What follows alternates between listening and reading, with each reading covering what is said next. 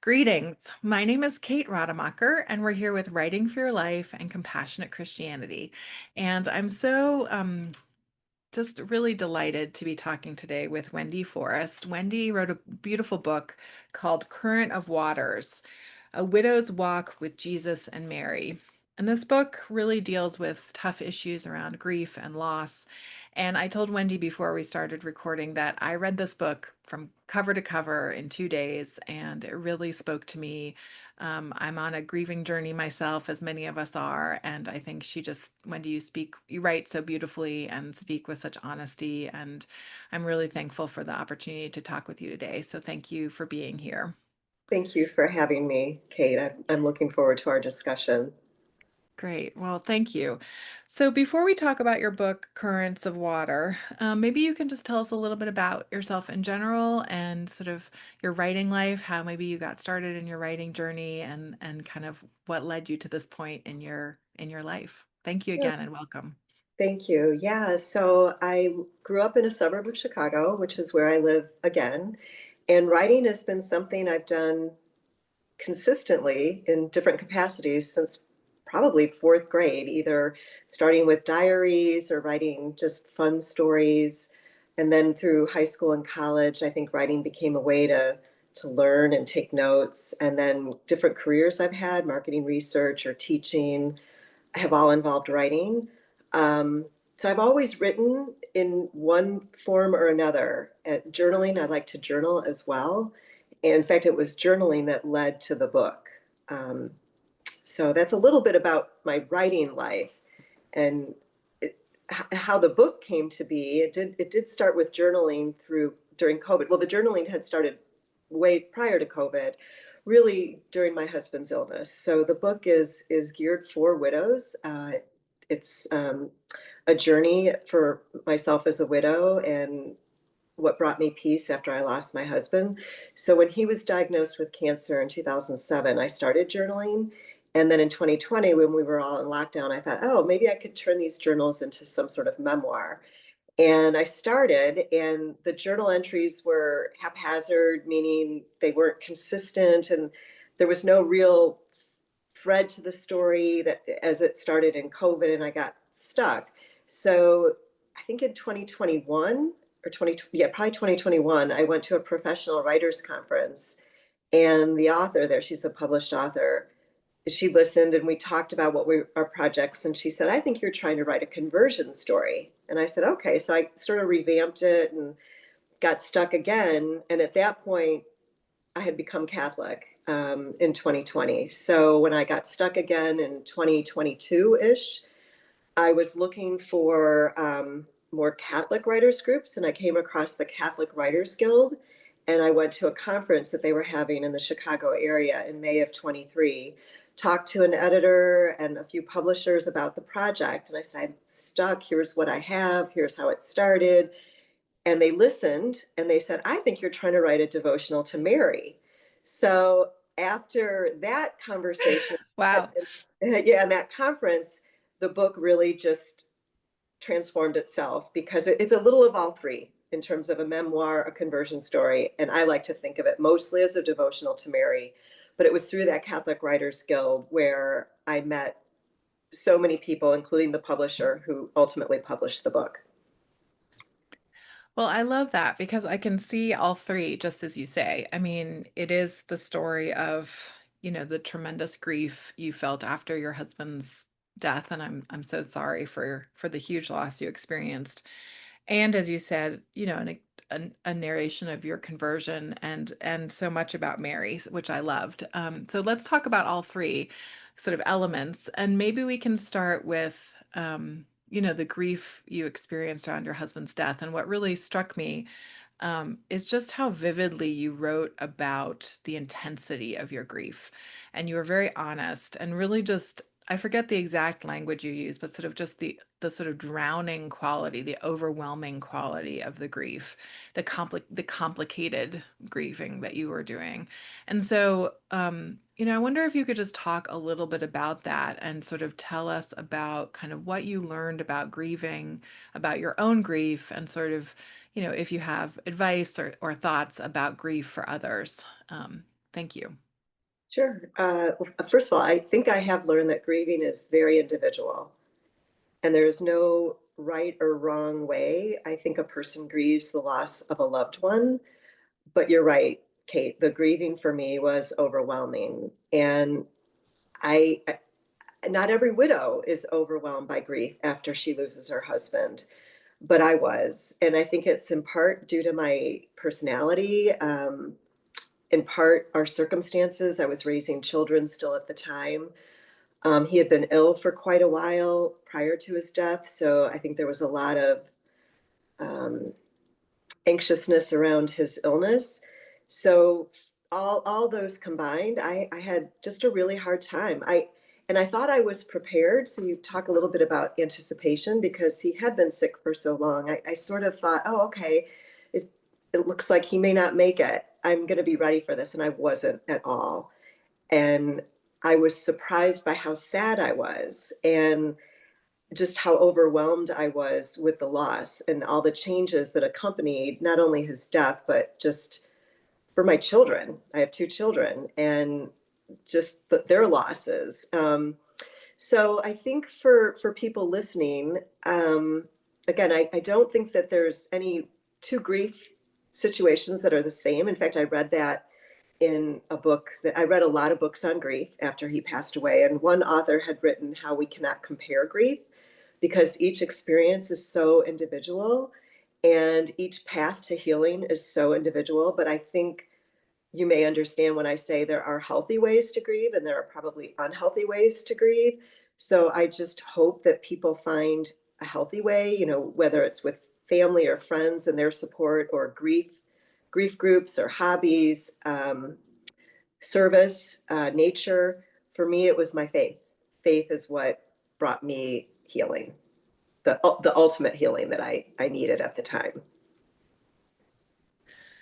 Yeah, well, wow, thank you for that. And I appreciate you sort of naming that no two people have the same journey with grief, and we can talk more about that. But let's talk about sort of your faith life and your faith journey, and maybe we can sort of combine the two, the two other elements of your book, which you named earlier, the sort of conversion experience and the kind of encounter with Mary and sort of how Mary is woven throughout your journey, I think is one of my favorite parts of the book. And again, hopefully we can talk about that at length. So maybe just tell us a little bit about your faith journey and how your faith helped you during this incredible, immense, and overwhelming grief that you describe in the book. Thank you. So I'm glad you picked up on Mary being one of the favorite parts of the book because it was my favorite part to write of the book, was everything about Mary. And so I mentioned I grew up in a suburb of Chicago. I was raised in a Christian household, but we weren't real faithful. I mean, we observed Christmas and Easter. So I didn't have a strong faith formation as a child, but I always had believed in God.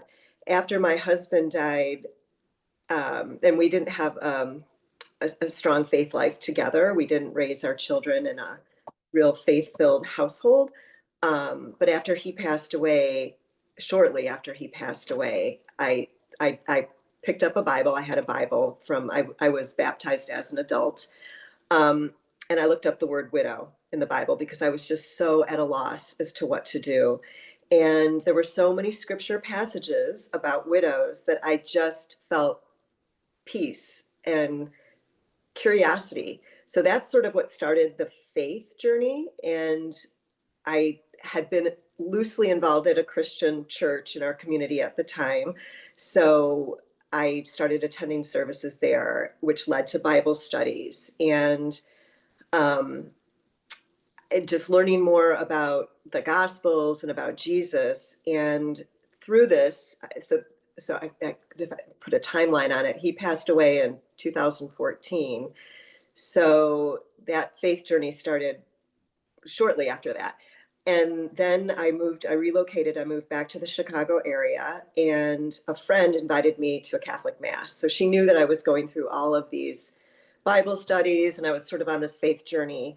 And there were so many things that happened in that Mass, just meaning like just the Catholic Church in general.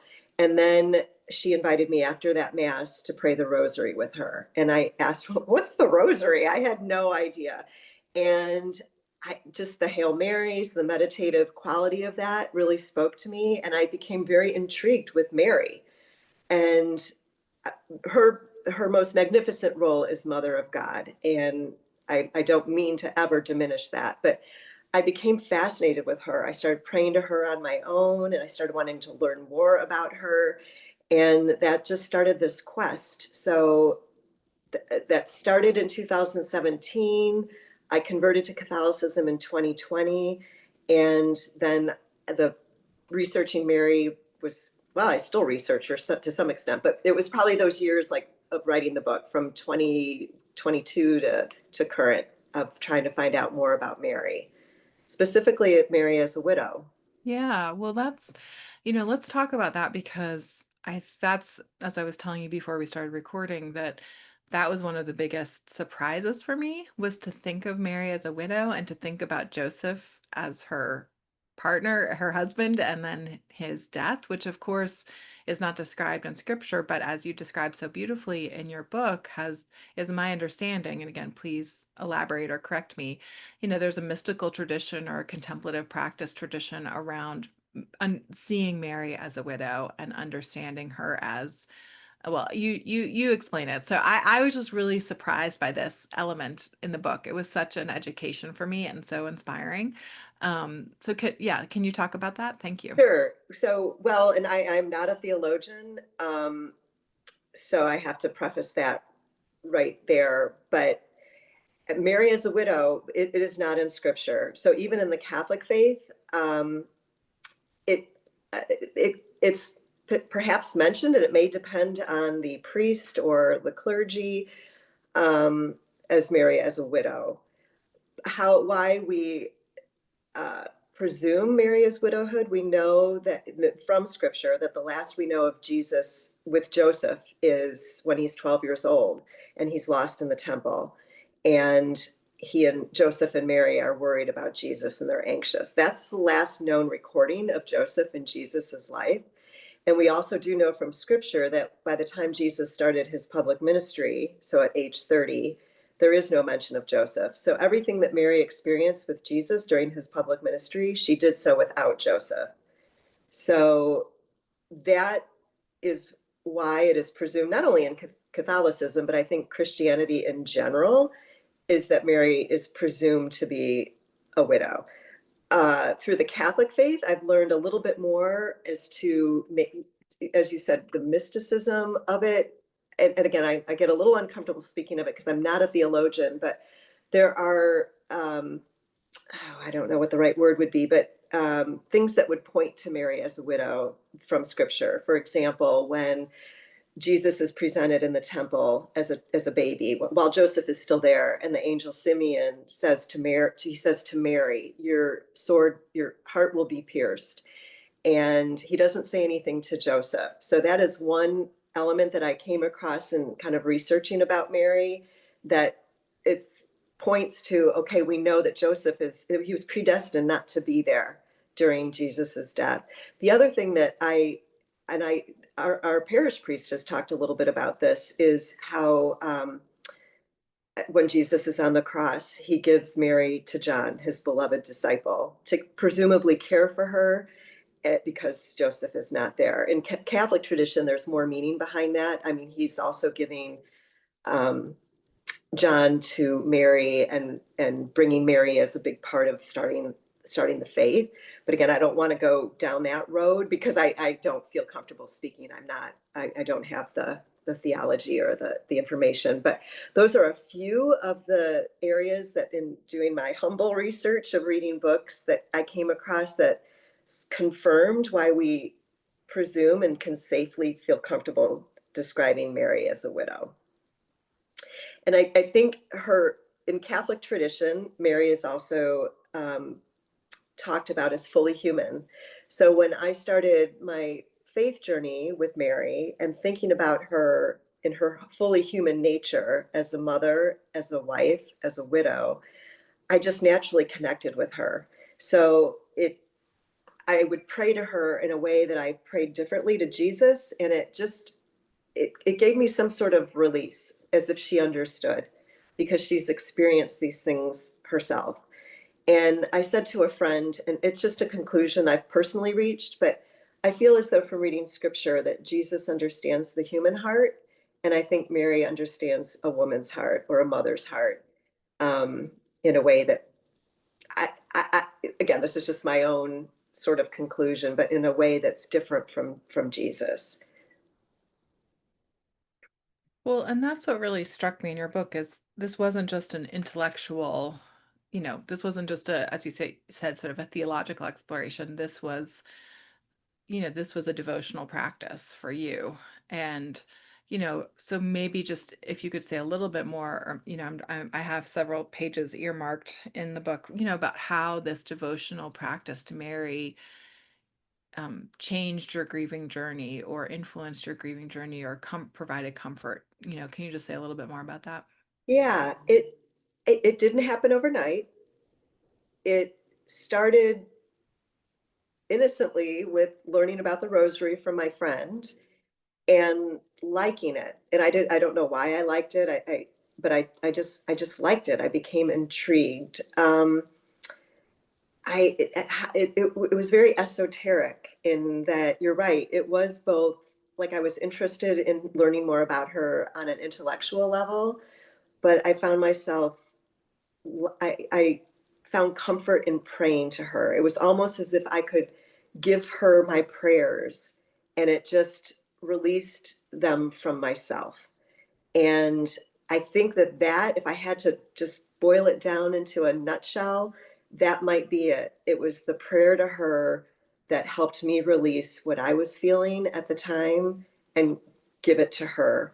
And in the Catholic faith, Mary is very much believed to intercede for us to her son Jesus. And so many Catholics and maybe even non-Catholics have a devotion to Mary because she is seen in her many roles and her many titles as a great intercessor for us. So many people pray to her to bring their prayers to her son Jesus. And I found that personally in my faith life that it just brought. I, it's really hard to describe it because it's a feeling. Maybe it's a spiritual thing that I felt, but I, yeah, I think if I, like I said before, if I had to boil it down to a nutshell, it was the release I felt in praying to her. And it just started a faith journey. I've learned about consecrating myself to Mary. I've gone through a Marian consecration. I have visited Marian sites now, and it's just been a great situation in my life that I would have never seen happening had my husband not passed away. Well, thank you for that. And I'll just share briefly my own. I'm an Episcopalian and I'm in seminary currently. And as I mentioned to you before we started recording, a classmate and friend introduced me to a Marian devotional practice, which much to my surprise, have adopted as part of my daily devotional and prayer practice. And I really know what you mean. There's just a real resonance. There's just an amazing experience having a relationship with Mary. So I thank you for writing about it so beautifully, and particularly making this connection with widowhood because that was new for me and I think really helpful and interesting. So thank you. Well, let's pivot a little bit now. And, many of our listeners are spiritual writers and are aspiring published authors or, are published authors. And so, can you just tell me a little bit about if you had any surprises or insights through this journey about the writing process or the publication process, or, now you're in the launch and marketing phase? Just any insights or advice or surprises you had that might be useful to others. Thank you. Sure. I guess advice would be don't give up and just keep exploring your options to find the right publisher or agent or writing platform that suits your individual writing because it will be out there. It just may take a few passes at getting to the right person. Um, the process for me, again, it happened very organically. And I am so grateful that En route Books and Media took on the book. I've learned a lot. Um, he is a small publisher out of St. Louis, Catholic publisher out of St. Louis, but he became Sebastian, who owns the company, has become a mentor and a guide, and just has taught me a lot. I have a lot to learn about the publishing world. Um, but yeah, I would just advise people not to give up, and just because spiritual writing, it there's such a need for it, for us to read about different encounters that people have with the Lord in however that is, that it provides hope and comfort and inspiration to others. Well, thank you. And I love the not giving up advice. I think that's great. Well, let's maybe just a final question about your book and just turning back to the topic of grieving and grief. What I find in my own life and in um sort of my seminary training is that often people do not feel like they have permission to grieve.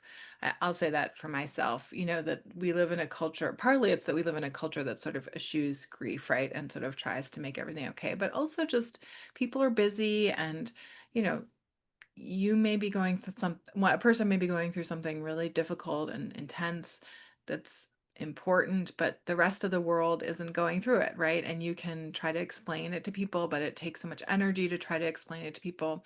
So I'm just wondering if what you think about that and, you know, do you think we can give ourselves permission to grieve, and how do we do that? And sort of again, what advice or thoughts do you have for your readers who are maybe struggling with grief or anticipating grief, and sort of need permission to make space for it in a healthy, hopefully in a healthier and more spirit-filled way, but also knowing that like there isn't a perfect way to grieve, right? So like that's another thing I struggle with is like, yeah, I want to grieve right or healthily, but like it's messy and circuitous. And so anyway, I'm saying a lot, but just, how can we give ourselves permission to grieve when maybe our culture doesn't support it?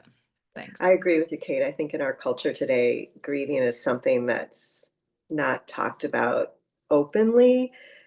You can find places to grieve, maybe through a church or a program or through friends and family. But yeah, it's harder to grieve in our culture because it's we need to move on and move forward and stiff upper lip and keep going. Which all of those things we do want to be able to move forward at some point, but that point is so different for every person. And I think giving yourself permission to grieve, I I think you have to, because if you don't give yourself permission to grieve, or if you feel badly that you're upset or that you're sad or you're angry or anxious or whatever negative emotion you might be feeling, how can you move through that if you don't acknowledge it and work with it at the time? If you just try to bury it or pretend it doesn't exist or just move on, I, and again, my nature, I personally cannot do that. Um, so I do think we have to give ourselves permission to grieve in whatever that way is, and then allow ourselves the time that we need. There's no timeline. Someone might grieve for 3 months, someone might grieve for 3 years, and all of it is okay. But I think I knew after my husband died and I was feeling these emotions I had never felt before. Somewhere in my psyche, I knew I didn't want to get stuck in them. Maybe it's like self-preservation. And so I was trying a lot of things to move through the grief process, but I knew I didn't want to get stuck. And that doesn't mean even today, still, it's almost been 11 years since he passed away, that I still will have sad moments or wish he were here, wish I could share something with him. But I don't feel that I'm stuck in the grief as there may have been times that I was. So I do hope if someone is grieving the loss of a loved one, or there are other situations in life that we grieve, our health, if our health fails or we lose a job or a home. But if someone is grieving the loss of something important to them, that they will give themselves that permission and find what is an effective way to work with the grief so that they can come out on the other side. Well, thank you for that. Appreciate you naming that and for the encouragement. Yeah. Well, maybe just in closing, you can tell us where we can find your book. Again, the Yeah. title is Currents of Water, A Widow's Walk with Jesus and Mary, and where we can learn more about your writing and if you have any final thoughts you wanted to share. Yeah, thank you. So the book is available on In Roots Books and Media's webpage. It's under their practical theology section. It's also available on Amazon. In fact, if you go to En Route Books and Media, too, there's an author page. But if you go to their website and want to order the book, it will bring you directly to Amazon. So you could also just go directly to Amazon and search for Currents of Water, A Widow's Walk with Jesus and Mary. And you should be able to find it on Amazon. But those are the two places that I would suggest for a reader who might be interested in buying the book. Great. Well, thank you. And do you have an author website or another place you write that we could find your work? No, I don't at this point. There's a little Okay. bit more on the author page on Okay. En Route Books and Media about Okay. me and some other interviews and that kind of thing. But no, I don't have a platform at this point. Oh, okay. Well, maybe something to work on with writing for your life. Yes, yes. Thank you. Thank you for the encouragement. I Yeah. thought about it. I just haven't quite figured out where to go with it. Yeah. So Well, and just to say, Wendy has been a participant in Writing for Life events, and so it's wonderful. Again, I think this is what I love about Writing for Life is that I would have known about your book if we hadn't connected through Writing for Life, and just yeah. grateful for the ways you've shown up in community with us during this journey, and now to be able to talk about your book and its publication is really exciting. And as I say, I read it in 2 days, cover to cover, and I really loved it and learned a lot, and especially just really appreciated what you had to say about Mary. So congratulations on its publication, Thank you. and And keep us posted on how the launch process goes, and if you're working on any new projects. And in the meantime, just congratulations again. thank you, Kate, and thank you for leading the Writing for Life community. It is nice to have a place where people gather who can, share their ideas, talk about their writing projects. So thank you very much for all that you do. Well, it's a blessing. So thank you so much. You're All right. welcome. Well, like I said, keep us posted and congratulations again. Thank you very much. All right. Take care. Thanks. Okay, you too. Bye bye.